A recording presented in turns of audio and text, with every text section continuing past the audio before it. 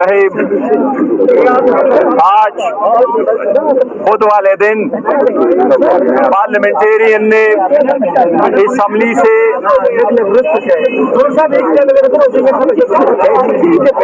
بسم اللہ الرحمن الرحیم آج پاکستان تحریک انصاف کے سارے پارلیمنٹیرین ممبر نیشنل اسمبلی اور سینیٹر انہوں نے پارلیمنٹ ہاؤس سے لے کے اسلام آباد تک واک کی ہے، ہائی کورٹ تک۔ اس میں ہمارے ایم پی اے پنجاب، کے پی کے اور سندھ سے شامل ہوئے۔ اس میں ہمارے ٹکٹ ہولڈرز بھی ساتھ آ گئے باقی ورکروں کے ساتھ۔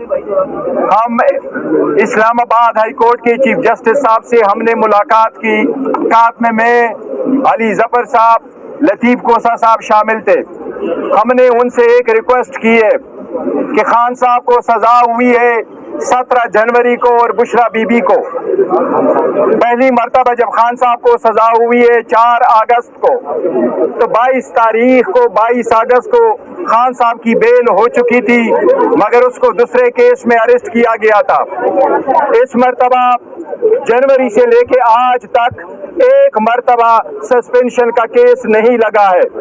آج ہمارے کیس کی سنوائی ہونی تھی، ہم نے چیف جسٹس سے ریکویسٹ کی ہے کہ یہ ہمارا قانونی حق ہے کہ اس قسم کی ججمنٹ جس کا بیس نہ ہو، جو پولیٹیکلی موٹیویٹڈ ہو، جو بیس لیس کیسز ہو، جس طرح باقی کیسز ختم ہو چکے تھے، ہمیں امید ہے یہ کیس بھی ختم ہو جائے گا۔ ہم نے چیف جسٹس صاحب کی اس کی ارلی ہیئرنگ کی درخواست کی ہے۔ ہمیں امید تھی ہمارا کیس آج سنا جائے گا، لیکن لسٹ میں نہیں آ سکا۔